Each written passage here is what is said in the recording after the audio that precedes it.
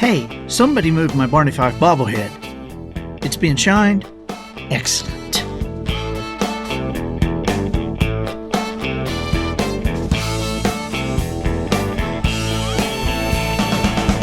Good morning, afternoon, or evening. You are listening to the Professional Noticer. Well, then I guess I am telling you what you want to hear. Here, you and I will use common sense and all the wisdom we can muster to move beyond what is true and go all the way to the truth. With actual listeners in more than 100 countries. Wow. I am the Professional Noticer. Oh, you'll be back all right. Hello, everyone. I'm Andy Andrews. Hey, thank you for making me a part of your week. As the Professional Noticer, it is my job to professionally notice something for you. And nothing's off limits, so what's your question? Business? Got some spiritual issues? Something you want to know in popular culture? Hey, we even tackle the odd conundrum like, who decided someone you treasure should be called the apple of your eye? You ever had an apple in your eye? It's not fun. Look, my purpose here today and with every show we do is to play the part of a best friend or coach. I want to help you live the life you would live if all your toughest questions were answered. The Professional Noticer is sponsored this week by GulfCoastNation.com. Hey, do you like to fish? Wait, I mean really fish, for big fish. Well, GulfCoastNation.com are your new best friends. Based in Orange Beach, Alabama, Dylan Weir and Adam Andrews are GulfCoastNation.com. They're partners in a venture that is not yet a year old, yet the success they have created for their clients has been astounding. Dylan and Adam, as Gulf Coast Nation, take their clients fishing from the beach, and they specifically target sharks. They're on the beach. Nobody gets seasick on their trips. The sharks are photographed with the angler, they're tagged and released, and the tags are tracked by NOAA. You ever caught a big shark? You ever seen one caught? Check out some of the video on GulfCoastNation.com or on Gulf Coast Nation on YouTube. Follow them on Facebook or on Instagram. They are at gulf.coast.nation. In 2019 alone, Adam and Dylan guided charter clients who came from 13 different states for this experience. You spend the night on the beach with the guys from Gulf Coast Nation. It's just a family event. And again, nobody gets seasick. You got comfortable chairs. Hey, would you like a pizza delivered?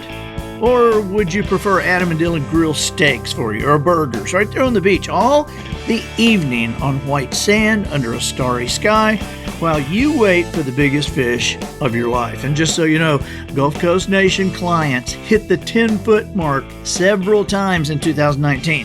One monster that came in at 12 feet 3 inches, the NOAA charts, after all the measurements, registered this shark as 1,050 pounds. That was the single biggest shark they caught this past year. And on one extraordinary night, they landed 6 big tiger sharks in one night. For the highlight of a family vacation, an evening with Dylan Weir and Adam Andrews cannot be outdone. They are GulfCoastNation.com.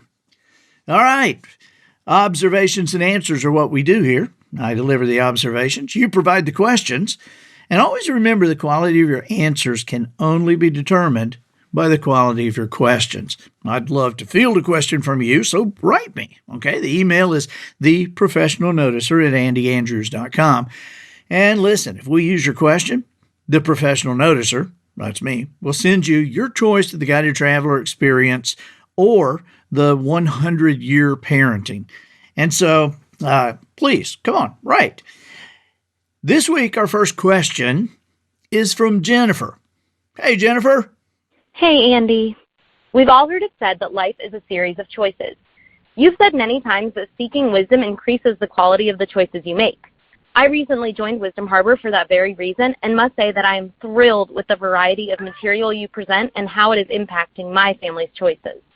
Without a doubt, Wisdom Harbor is the best $17 we invest in our family every month. I wonder sometimes about you. Have choices become easier for you? Do you ever struggle with a choice? Do you mind sharing an example of one of those struggles? Thanks.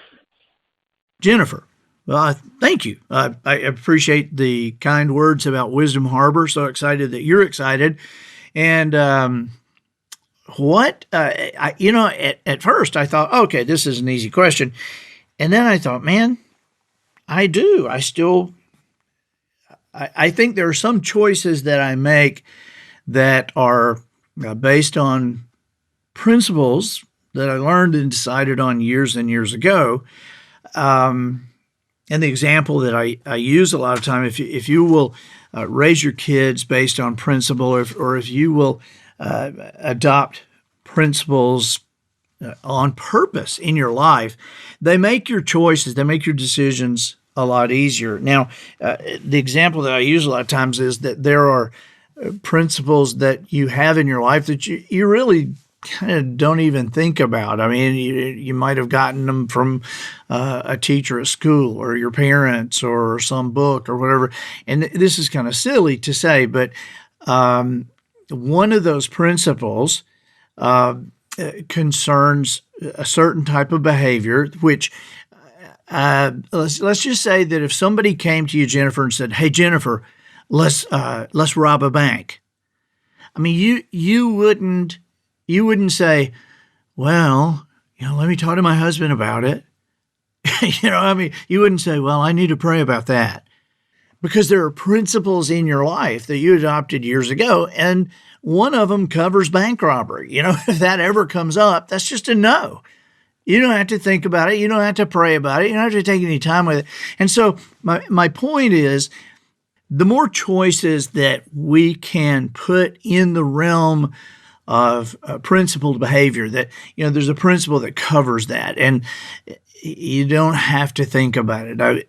Years ago, when I was doing a college tour, and I was working as a comedian, many of you know I did that, and I had decided at the very beginning of whatever I did, some of the things that I would do and some of the things I would not do. I remember my dad telling me one time, he said, "Just be aware," and this is not just you, it happens to everybody. He said, "But be aware that one day your talent is going to take you somewhere that your character is going to have to decide whether you stay or not." And so I made a decision early on, just knowing things that were available, knowing things that were done, that I would not accept any kind of help or promotion, or I wouldn't be any kind of a spokesperson or any kind of a signpost for a liquor company. And now, look, we can talk a day about right, wrong, or whatever, and all I'm saying is that still today, I'm not going to advertise. I have no problem, but it has too much of a hold on many lives for me to push it. Okay. But my point being, I guess, that at some point I got fairly popular on the college market and was offered more money than I had ever made in a year for a company just to put their sign behind me when I did my shows. And so it wasn't anything that I agonized over. It wasn't a choice that really just killed me, because I had already made my decision. That was like the bank robbery thing. I already knew I was going to do that. And so with that, principled behavior can make things a lot easier. Now, you specifically asked me, do I mind sharing an example of a struggle? I've got an odd story I can tell you that just happened in the past few weeks, where I was faced with a choice right by myself. Nobody would have known one way or the other. But I was out in the woods at a friend's camp, and I was by myself. I'm writing, trying to finish a book, and went out toward the end of the day, and I'm walking around, just kind of around the camp house. And when I tell you this place is in the middle of nowhere, oh my gosh, A helicopter pilot flew me over this place one time and told me, he said, you need a satellite phone here just to go outside the house. Because if something happens here, you're going to need a helicopter to get out. This is in the middle of nowhere. And so I'm just walking around in the kind of the yard area, and there's an equipment shed, and I notice a dog. And this dog is laying over by a trailer.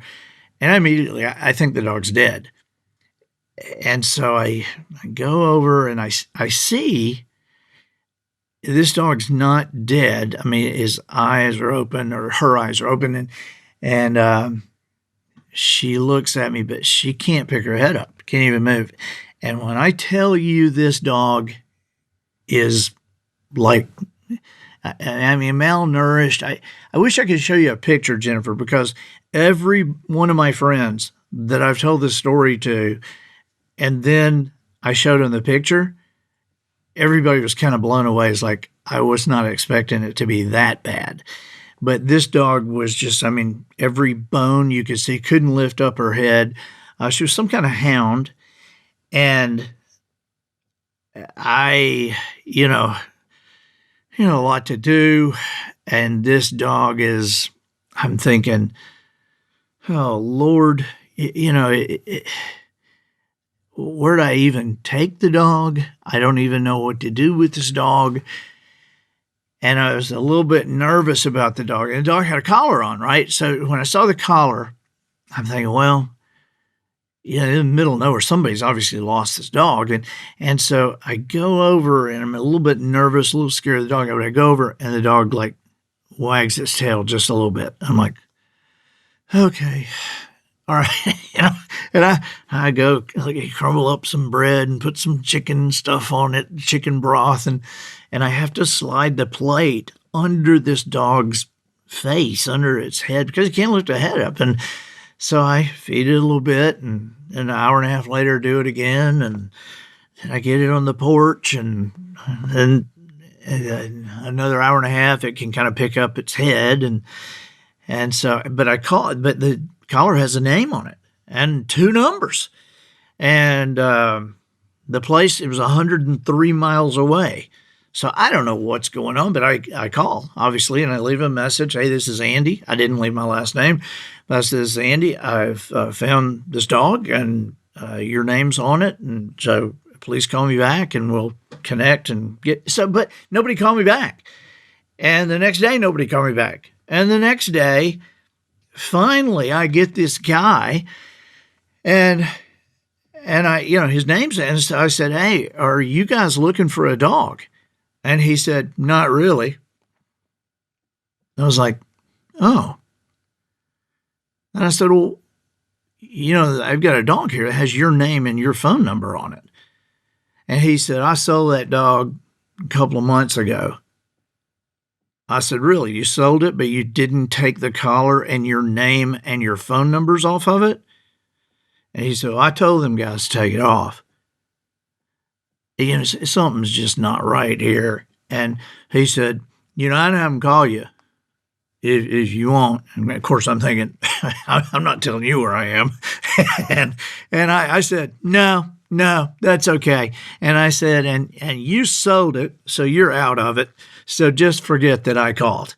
And I hang up. Of course, I've been talking to Polly. Polly has a buddy who's real involved in the animal rescue, and this is the first time I've ever had anything to do. But I took the dog to the vet. Okay, it takes forever to get out of this woods through 2 locked gates and get into a town that has a vet. So I take the dog to the vet. And the first thing that happens is this humane shelter lady, I'm standing there with this dog, and the dog can stand up now. It's been 3 days. And this humane shelter lady comes into the vet's office and sees the dog and immediately gasps, and then looks up at me, and I guess sees that I at least have on clean clothes or something, and says, are you rescuing this dog? And I said, I think so. Yes, ma'am. She said, I've never seen a dog this bad. And And so anyway, I left the dog at the vet for a couple or 3 days, and then picked her up, and very sweet dog, sweet dog. The dog is a Walker Hound. The vet says a Walker Hound. And I said, how much should this dog weigh? How big should this dog be? And he said, she should be 45, 50 pounds. And they put her on the scale and she was 21. And anyway, paid the vet bill, went and took her home. And of course, Adam immediately began to beg to keep her. But we've got her now with somebody who deals with malnourished animals. And so they'll be fostering the dog. And then when she gets in good health again, we'll find a home for her. But it was, all along the way, there's one of those kind of choices that you're kind of faced with your own thoughts, your own head. It's like time, and is this dog going to die anyway, or what should I do here? But man, just there's a heart-to-heart connection, and we all have times in our lives that we make choices that, whether we do, whether we don't, whether we right, left, up, down, we could get away with whatever, right? I mean, nobody would ever know. And, but we know. Deep down inside, we know. And while sometimes we struggle to make the right choice, it does feel better when we do. Long term and short term. By the way, when I picked her up from the vet, the girl said, she's so sweet. She's so sweet. It's going to make somebody a great pet one day because she's so sweet. You can just tell she wants to be loved. And she is sweet. And the girl said, we just didn't, we hated to put stray or dog on the form. So we hope you don't mind. We named her. We hope you don't mind. I'm like, no, I don't mind. What did you name her? And they said, Frances. I'm like, okay, so a hound dog named Francis. Hey, thanks so much, Jennifer. And again, thank you for your kind words about Wisdom Harbor. By the way, that's Wisdom, Harbour, Harbor with an O-U-R. And if you haven't checked it out, go there now. And I'll make sure that you have a free 5-minute guided tour. And then become a member of Wisdom Harbor. Look, like Jennifer said, it's only $17 a month. Do it for your family, for your business, and your schools. It's wisdomharbor.com. Our next question is from Carter. Hey, Carter. Hey, Andy. Thanks for considering discussing what's really become a contentious subject in our family. My wife and I have 3 sons, ages 7 and 9 and 10. They're very sports-minded and love it all: football, basketball, soccer, and baseball. And we allow each one of them to choose one sport every year in which they participate. Only one. All seemed well until my father, who lives nearby, began to fill their heads with playing everything. You should do every sport available, he says. And we recently found out this was being pushed in their heads when my wife heard his speech to them from the next room. So before we engage in this battle, what do you think? Are we missing something by not allowing our boys access to all sports all year long? Thanks for your insight. Hey, Carter, thank you so much for your question. I can give you a pretty short answer, though, because I believe that you and your wife are on the right track. Absolutely on the right track. I've talked to so many families that their families are just like absolutely just in chaos because they're never together. They're always taking kids, to this thing, to that thing. And so the one thing that I have seen be hugely successful is, let's choose a sport. Let's play one sport this year. Your brother's going to play one sport, your other brother. Because, man, you and your wife, Carter, you have 3 kids. I mean, you remember what it was like when you had one.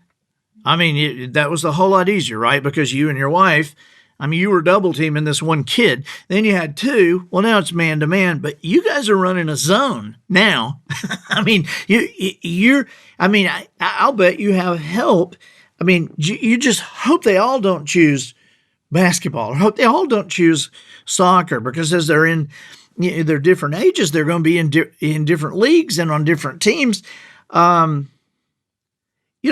is a craziness to this. I remember I've got a friend in Nashville, and they did this in one sport. Okay, well, everybody chose football. Well, they've got 7 boys, and there was a time that Guy and Angie were taking boys. There's like boys on 5 different teams, and so it's like, can you imagine if that was going on all year long? And I think maybe, you have a conversation with your dad. Maybe your dad, I don't know what your situation was when you were a kid. Were you an only child? Was it easier for them to do it? Did you do this? Is that what you did growing up? But it was different when we grew up than it is today. It's all consuming now. For God's sake, don't tell your kids there's swim teams that they can be a part of. I mean, that would just add another thing, right? I'm being facetious here, but I do think you need to have a conversation. I mean, your boys are young enough that you can say, this is what we do. All right. I don't know that you need to explain a ton to them. I mean, or at least you didn't have to. You might have to now, and explain that, the time with your family is a huge part of their growing up. And that's part of what needs to be explained to your father is, not only is this a decision that you and your wife have made, and you appreciate him, respecting your decisions regarding those kids. And, if you have to have a second conversation about it, you can say, hey, Dad, our third conversation is not going to make anybody happy, because it's going to be more about restricted access to when you spend time with your grandchildren. I mean, we want, it is so rare that somebody grows up to become a professional athlete. It is ridiculous. Look up the numbers sometimes, and yet I talk to parents. I talk to parents all the time who swear their kid's going to be a pro football player, a pro baseball player, and the kid is good. The kid's great there. Okay, at home, I remember having a conversation one night about 1:00 in the morning with a guy named Ray Knight. If you remember, if you were a Yankees fan or a Reds fan, Ray Knight played third base. He was the most valuable player in the 1986 World Series. And which, if you don't remember which World Series that was, it's the one where Mookie Wilson hit the ground ball that went through Bill Buckner's legs. And the Mets beat the Red Sox in 7 games. And so here's Ray Knight on the cover of Sports Illustrated, most valuable player of the World Series. And I forget why this conversation got around to this that night, but it got around to when he was coming out of school and going into the minor leagues, that when he went, I mean, he was like Mr. Baseball in the state of Georgia. I mean, literally, that's like a high school thing. And, best player coming out of the state of Georgia that year. And then at some point he goes to the minor leagues, and he's in like AA, not even AAA, and obviously not the majors, but now he's in AA ball.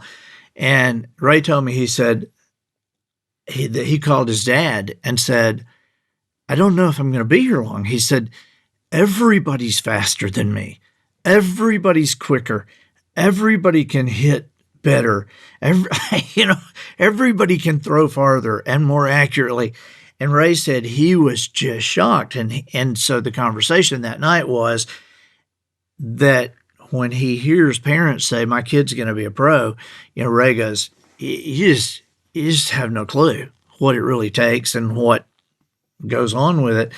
And so my point to you with that long story that seemed out of bounds, my point to you, Carter, is you and your wife should feel very confident in knowing that the time spent with you and with their brothers and hopefully their grandparents, that time is going to be so much more important and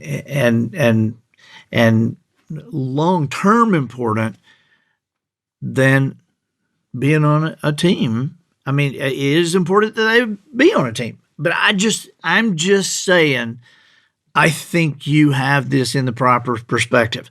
I do think it's important that kids play sports, but I do not think it's good for an entire family to have their entire eating schedule, working schedule, parenting schedule, church schedule, everything revolving around one 11-year-old. I just think it's bad for the family. It's bad for the 11-year-old. So keep going. Follow your heart here. I think you're doing great, Carter. Thank you so much for the question. Okay. I'm the professional noticer. Ladies and gentlemen, if you appreciate this podcast, well, boy, we would really appreciate you going to iTunes and giving us a nice review. You can only review a particular podcast on iTunes one time, right? Therefore, if you haven't already, please do that. Please do that today. And I think that'll do it for this week. Get us out of here, Matthew. So, ladies and gentlemen, and to the boys and girls who aspire to become ladies and gentlemen, we have reached the end of another episode of The Professional Noticer. In a world where common sense has become a superpower, I'm harnessing that tiny bit of mental energy I have for you, seeking wisdom, making observations, and endeavoring to answer tough questions in a way that will empower your family and your business. I'm Andy Andrews. Until next week, smile while you talk. Shake hands with the kids you meet and make sure you have an answer to the question, what exactly is a gift horse? And why would you look it in the mouth? I say watch those back feet. And so, until next week, goodbye.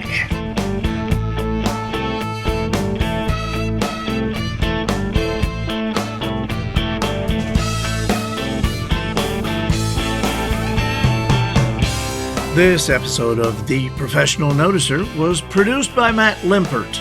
The Noticer theme written and performed by Sugarcane Jane. Electric blankets and SB's wardrobe provided by Twinkle and Smoke of Beverly Hills. Additional financial consideration provided by Who's Who in Your Town Incorporated. At Who's Who in Your Town Incorporated, we cut in half the time you'd normally waste at a banquet or Chamber of Commerce mixer. How do we do that? By telling you who's who at every gathering you attend. Never again will you have to wander among the decorations at the big annual awards dinner, chatting with your friends and family, hoping someone will drop the name of the guy you met last week and are supposed to remember. Let Who's Who in Your Town Incorporated do the work for you. Get in, say hello using everyone's name, and get out. Life's too short to spend longer at a banquet than you absolutely must. Never again will you be haunted by thoughts like, that man over there, the one in the glasses, the white suit, the black tie, the one hovering over the table with the chicken tenders. I know I'm supposed to know his name. Now, before you ever arrive, Who's Who in Your Town Incorporated will have already done your homework and provided you with a rundown on everyone who will be there. That, my friend, was Samuel Solomon Sanders, the often overlooked great-great-grandson of Colonel Harlan Sanders. And if you had known who he was and just said hello using his name, he was prepared to give you a Kentucky Fried Chicken franchise for free. So, don't miss out again. Contact Who's Who in Your Town now and be prepared for next time. That's Who's Who in Your Town Incorporated.